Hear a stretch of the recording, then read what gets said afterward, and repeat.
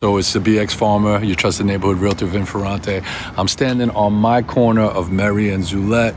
I grew up on Hollywood, right around the corner. A lot of people like to talk about the nostalgia with the Bronx, and I'm one of them as well. I like to talk about Waterbury Park, growing up playing basketball, Lehman High School, Tremont Diner, Disco Fries, Venatchi Field, Garber's. People don't even remember Venatchi Field, the A-Creams at Garber's, like all this stuff, right?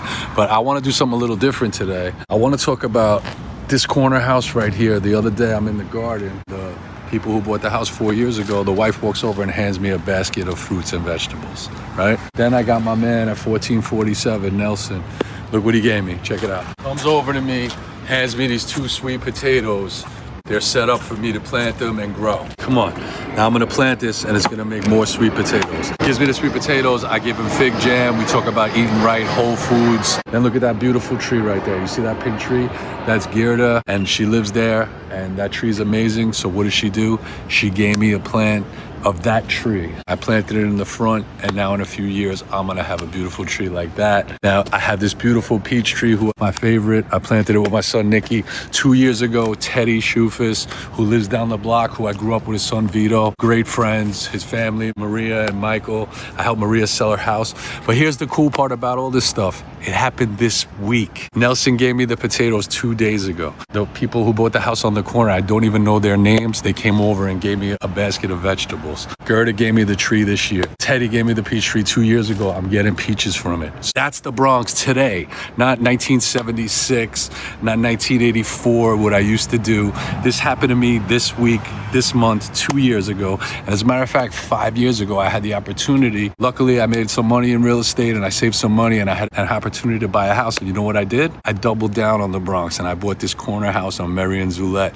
This legendary house is called the Lion House, the Lion's Den. And we knew it from when we were kids, growing up playing manhunt on the block, playing wiffle ball on the 4 corners, in-ground pool we used to try to sneak in as a kid. This was our version of Sandlot, right? I just want to say, like, a lot of people leave the Bronx, a lot of people, and it's cool. A lot of people went north, a lot of people went to Florida, and I love that for you. But some of us stayed. When I bought this house, you know what the tenants told me who lived there on the 2nd floor? I said, do you want to stay here or do you want to move out? They said, this is our slice of heaven. And they asked me if they could stay, and I let them stay. And you know what? It's my slice of heaven now in the Bronx. Things change in life, no doubt about it. It's not the same. But guess what? Indeed, is still here.